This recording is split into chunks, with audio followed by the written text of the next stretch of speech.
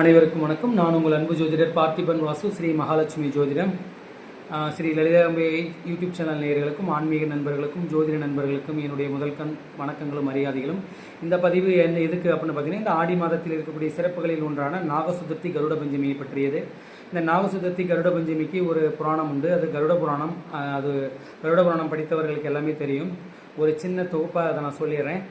கத்ரு வினதை 2 சகோதரிகள் இருந்தாங்க. இந்த இருவருக்கும் இடையே ஏற்பட்ட போட்டிகளில் யார் தோற்கிறாங்களோ அவங்க வந்து வெற்றி பெற்றவர்களுக்கு அடிமையாக இருக்கணும் அப்படின்னு சொல்கிறாங்க. இதில் கத்ருவுக்கும் வினதைக்கும் இடையே அந்த போட்டி நடக்குது. இந்த போட்டியில் வந்து பார்த்தீங்கன்னா வினதை வந்து தோல்வி அடைஞ்சாங்க, கத்ரு வந்து வெற்றி பெற்றுறாங்க. அதனால் கத்ருவுக்கு வினதை வந்து அடிமை வாழ்க்கை வாழ்கிறாங்க. அந்த வினதையோட மகன்கள் தான் வந்து கருடனும் அருணனும். கருடன் யாருன்னு உங்களுக்கு தெரியும், ஸ்ரீ மகாவிஷ்ணுவனோட வாகனமாகவும், அருணன் வந்து சூரிய பகவானுக்கு சாரதியாகவும் இருக்கக்கூடியவர். கத்ருவினோட மகன்கள் தான் அதாவது நாகலோகத்தை ஆட்சி செய்யக்கூடிய நாகர்கள்.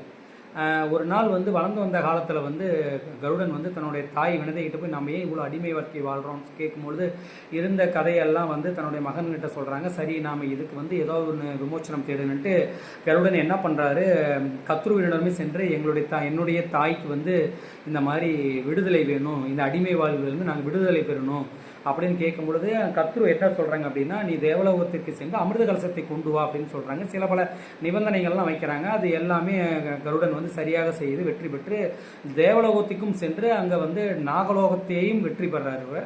யார்? கத்ருவினுடைய மகன்கள் ஆட்சி செய்யக்கூடிய நாகலோகத்தையும் ஜெயிச்சுட்டு அந்த அமிர்த கலசத்தை கொண்டுட்டு வந்து கத்ருவிடம் கொடுத்து தன்னுடைய தாய்க்கு சாப விமோச்சனம் வாங்கி தந்த நாள் தான் இந்த நாக சதுர்த்தி. சரிங்களா? இந்த நாக சதுர்த்தி அன்னைக்கு நாகதோஷத்தினால் அதிகப்படியாக பாதிப்புகள் ஏற்பட்டு திருமணத்தில் வந்து தடை இருக்கிறவங்க, அதிக வயதாகியும் இன்னும் திருமணம் ஆகலை, இந்த நாகதோஷத்தினால் திருமணம் ஆகலை அப்படின்னு இருக்கிறவங்க, தீராத நோய், அதிகப்படியான நோய் மூலியமாக அவதிப்பட்டு இருக்கிறவங்க, குழந்தை பாக்கியம் இல்லாதவங்க, இந்த நாக சதுர்த்தி அன்னைக்கு உங்களுடைய இல்லத்தில் வந்து இந்த நாகருக்கு உண்டான பூஜைகளை செய்கிறது வந்து ரொம்ப சிறப்பாக இருக்கும். என்ன மாதிரியான பூஜைகள் செய்கிறது அப்படின்றத நான் சொல்கிறேன்.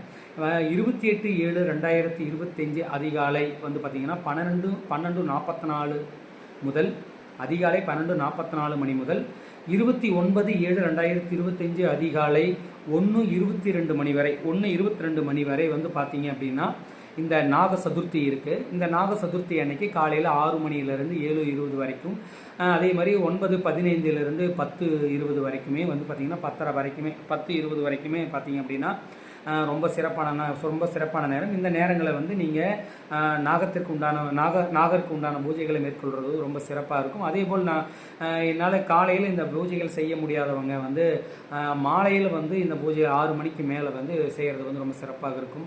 என்ன மாதிரி பூஜைகள் செய்கிறது அப்படின்னு பார்த்தீங்கன்னா, வீட்டில் வந்து நாக சர்ப்பம் உங்களோட வீட்டில் எதுவாக இருந்தாலும் வெள்ளியிலையோ இல்லை செம்புவிலோ நாக சர்ப்பங்கள் இருந்துச்சுன்னா அந்த நாக சர்ப்பத்திற்கு வந்து பார்த்தீங்கன்னா கருப்பு உளுந்தினால் சுண்டல் செய்து 1 டம்ளர் பால் நெய்வேத்தியமாக வைத்து அந்த நாகசர்ப்பத்திற்கு மஞ்சள், பால், சுத்தமான நீர் கொண்டு அபிஷேகம் செய்து அந்த நாகருக்கு வந்து நீங்கள் வழிபாடு செய்வதன் மூலியமாக நாகதோஷத்தின் மூலமாக ஏற்படக்கூடிய திருமண தடை, குழந்தை பாக்கியத்தில் ரொம்ப தடையாக இருக்குது, தீராத நோய் இருக்குது அப்படின்றன்னு நினைக்கிறவங்க எல்லாருமே இந்த நாக சதுர்த்தி அன்னைக்கு இந்த நாகருக்கு உண்டான பூஜைகளை செய்கிறது ரொம்ப சிறப்பு.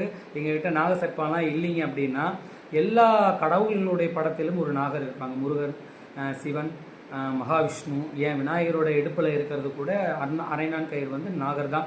நீங்கள் அதுக்கு வந்து அந்த படத்திற்கு வந்து கொஞ்சம் சந்தனம், குங்குமம் வைத்து மலர்களை வைத்து நான் சொன்ன இந்த கருப்பு உளுந்தினால் சுண்டல் செய்து 1 டம்ளர் பால் நெய்வேத்தியமாக வைத்து வழிபடுவது ரொம்ப சிறப்பு.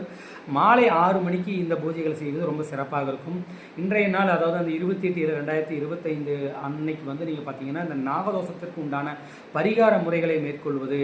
நான் 1008 கோயிலுக்கு போயிட்டேங்க, எல்லா வகையான நாகதோஷத்திற்கு உண்டான பரிகாரங்களும் செய்துட்டேன், ஆனால் வந்து இன்னும் எனக்கு வந்து திருமணம் ஆகலை, குழந்தை பாக்கியம் கிடைக்கல, தீராத நோய் இருக்குது. தீராத நோய் உங்களுக்கு மட்டும் இல்லை, உங்களுடைய தாயாருக்கும். ஏன்னா இன்னைக்கு வந்து தாய்க்கு தான் வந்து கருடன் வந்து விமோச்சனம் வாங்கி கொடுத்தார் சாபத்திலிருந்து, அடிமை வாழ்க்கையிலிருந்து. அதே போல் உங்களுடைய தாயாருக்கு உடல்நிலை சரியில்லை, சகோதரர்களுக்கு உடல்நிலை சரியில்லாமல் இருக்குது அப்படின்னா நீங்கள் அவங்களுக்காகவும் வேண்டிக்கலாம். சரிங்களா? இந்த நாகத்தின் மூலியமாக, நாகதோஷத்தின் மூலியமாக லக்னத்திலோ 2ஆம் இடத்திலோ 5ஆம் இடத்தில் இருந்தோ, அது ஐந்தில் வந்து ராகு கேதுகள் இருந்தால் பரிகார நாகதோஷம்னு சொல்லப்படுது. இந்த வகையான நாகதோஷங்கள் எங்கே இருக்குது அப்படின்னு பார்த்து உங்களுக்கு உங்களோட ஜாதகத்தில் நாகதோஷம் இருக்கா அப்படின்னு ஆராய்ந்து அதற்கு உண்டான பரிகார முறைகளை இன்னைக்கு மேற்கொள்வது. இன்றைய மாலை வந்து நாகருக்கு உண்டான யாக வேள்விகள் செய்கிறது.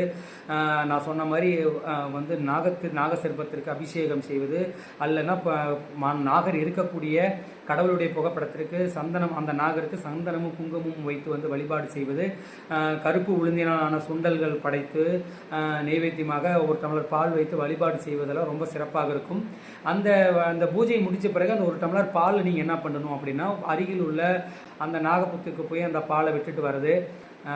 ஆலமரம், அதாவது அரச மரம், வேப்ப மரம், இந்த மாதிரி உங்கள் வீட்டுக்கிட்ட இருக்கக்கூடிய பூச்செடிகளுக்கு வந்து அந்த பாலை கீழே போட்டு அந்த பால் வந்து நிலத்தில் விடணும். ஏன் அப்படின்னா நாகலோகம் அப்படிங்கிறது வந்து பூமிக்கு அடியில், அதாவது பூமிக்கு அடியில் இருப்பதாக கருதப்படுது. அப்போ நீங்கள் அந்த பால் நீங்கள் வந்து அந்த பூச்செடிக்கோ இல்லை நான் சொல்ல அந்த மரத்திற்கோ நீங்கள் வேறுகிட்ட நீங்கள் அந்த பால் விடும்போது அது நேரடியாக அந்த நாகர்களுக்கே போய் சேர்வதாக நம்பப்படுகிறது. அதனால் நாகதோஷத்தின் மூலிமா அதிகப்படியாக பாதிப்புகள் இருக்கக்கூடியவங்க, நாகதோஷத்தின் மூலிமா குழந்தை பாதிப்புகள் இருக்கக்கூடியவங்க, நோய்வாய்ப்பட்டிருக்கிறவங்க, தன்னோட தாய்க்கோ சகோதரிக்கோ சகோதரனுக்கோ நீங்கள் வேண்டிக்கிறவங்க வந்து இந்த நாக சதுர்த்தி அன்னைக்கு அந்த பூஜைகளை மேற்கொள்வது வந்து ரொம்ப சிறப்பாக இருக்கும். நாக சதுர்த்தி அதுக்கும் அடுத்த நாள் வரக்கூடியது வந்து பார்த்தீங்கன்னா கருட பஞ்சமி. இந்த கருட பஞ்சமி அப்படின்னு பார்த்தீங்க அப்படின்னா 29/7/2025 அதிகாலை 1:23 மணி முதல் 30/7/2025 அதிகாலை 2:29 மணி வரைக்குமே வந்து பார்த்தீங்க அப்படின்னா கருட பஞ்சமி இருக்குது. இந்த கருட பஞ்சமி எதுக்கு அப்படின்னு பார்த்தீங்கன்னா, கருடர் வெற்றி பெற்றதற்காக கொண்டாடக்கூடிய நாள் தான் இந்த கருட பஞ்சமி. கருடன் உங்களோட வீட்டில் கருடருடைய படம் இருக்கும். அப்படி இல்லைன்னா பெருமாளுடைய கருடர் இருப்பார். அப்படி இல்லை அப்படின்னா உங்கள் வீட்டில் அம்பிகையோட படமாக இருக்கும். இந்த கருடர் இவங்கெல்லாம் இந்த கருடர் அவனோட தாய் வழிபட்ட தெய்வம் தான் கௌரி. அந்த கௌரியோட படம் வீட்டில் இல்லை அப்படின்னா அம்பாலோட படம் எதுவாக இருந்தாலும் அது கௌரியாக நினைத்து அந்த படத்திற்கு நான் சொன்ன மாதிரி கருப்பு உளுந்தினால் வந்து சுண்டல் செய்து நீங்கள் நைவேத்தியமாக படைத்து ஒரு டம்ளர் பால் வைத்து, அதே போல் வந்து உங்களால் முடிந்த ஒரு வெற்றிலை பாக்கு, தேங்காய், பழம்லாம் வைத்து நீங்கள் அந்த பூஜையை மேற்கொள்வது ரொம்ப சிறப்பாக இருக்கும். கந்திஷ்டி அதிகமாக இருக்கிறவங்க, கந்திஷ்டியின் மூலியமாக ரொம்ப அதிகப்படியான பாதிப்புகள் இருக்கக்கூடியவர்கள் வந்து பார்த்தீங்கன்னா இதை வந்து மேற்கொள்கிறது ரொம்ப சிறப்பாக இருக்கும்.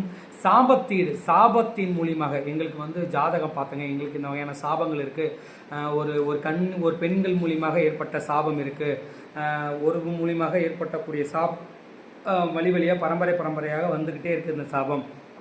அதனால் எங்களுக்கு வந்து வீட்டில் இந்த மாதிரியான துர்மரணங்கள் ஏற்பட்டுக்கிட்டே இருக்குது, ஏதாவது ஒரு துர்சம்பவங்கள் ஏற்பட்டுக்கிட்டே இருக்குது, நான் ரொம்ப தூரம் பிரயாணம் செய்கிறேன், எனக்கு வந்து ரொம்ப லாங் பிரயாணம், அதாவது ட்ராவல் தான் செய்கிறேன், அப்படி போகும்போது அதிகப்படியான விபத்துகள்லாம் ஏற்படுது அப்படின்றவங்க வந்து இந்த கருட பஞ்சமி அன்னைக்கு நீங்கள் வந்து கருடருக்கு வந்து ஒரு வேளைக்காவது விரதம் இருந்து நீங்கள் வந்து அந்த பூஜைகளை மேற்கொள்வது வந்து ரொம்ப சிறப்பாக இருக்கும்.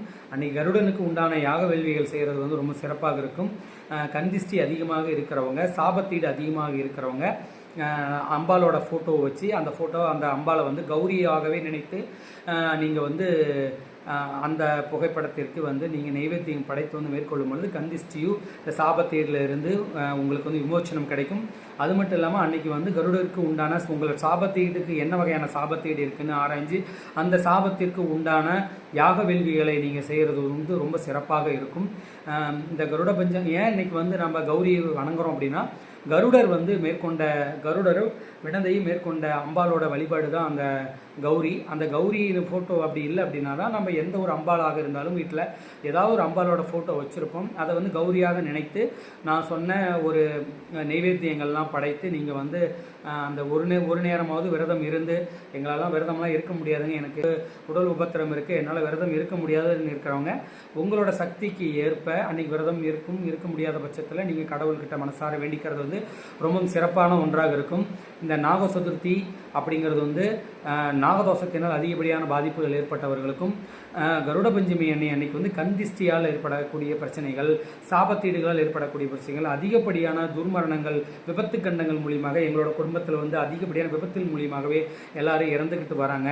ஏதோ ஒரு கண்டங்கள் ஏற்பட்டுக்கிட்டே இருக்குது, இதற்கு காரணம் சாபத்தேடுன்னு சொல்கிறாங்க அப்படின்னா அது என்ன சாபம் அப்படிங்கிறது வந்து ஆராய்ந்து ஜாதகத்தை கொடுத்து ஆராய்ந்து நீங்கள் அதற்கு தகுந்தாற் போல் யாக வேள்விகளும் பூஜைகளும் மேற்கொள்வது ரொம்ப சிறப்பாக இருக்கும். இந்த பதிவு உங்களுக்கு வந்து கொஞ்சம் பயனுள்ளதாக இருக்கும் அப்படின்றத நான் நம்புகிறேன். இந்த பதிவை உங்களோட உற்றார் உறவினர்களுக்கும் நண்பர்களுக்கும் பகிர்ந்தளிக்குமாறு நான் வேண்டிக் கொள்கிறேன். இந்த உங்களுக்கு வந்து ஜாதகம் பார்க்கணும், ஜாதகம் எழுதணும், யாக வேள்விகள் செய்யணும், தோஷ பரிகாரங்கள் செய்யணும், யாக வேள்விகள் உட்பட அனைத்து வகையான தோஷ பரிகாரங்களும் நாங்கள் செய்து கொடுத்துக்கிட்டு தான் இருக்கோம். உங்களுக்கு அந்த சேவைகள் வேணும் அப்படின்னா எங்களை நீங்கள் தொடர்பு கொள்ளலாம். உங்களுக்கு சேவை செய்கிறதுக்கு தான் நாங்கள் இருக்கோம். இந்த பதிவை உங்களோட நண்பர்களுக்கும் உற்றார் உறவினர்களுக்கும் நீங்கள் பகிர்ந்தளித்து அவங்களுக்கும் உதவிகரமாக இருக்கும்னு நான் நம்புகிறேன். உங்கள் அன்பு ஜோதிடர் பார்த்திபன் வாசு, ஸ்ரீ மகாலட்சுமி ஜோதிடம், ஸ்ரீ லலிதாம்பிகை யூடியூப் சேனல் நேயர்களுக்கும் ஜோதிட நண்பர்களுக்கும் ஆன்மீக நண்பர்களுக்கும் என்னுடைய அன்பான வணக்கங்களும் மரியாதைகளும். வாழ்க வளமுடன்.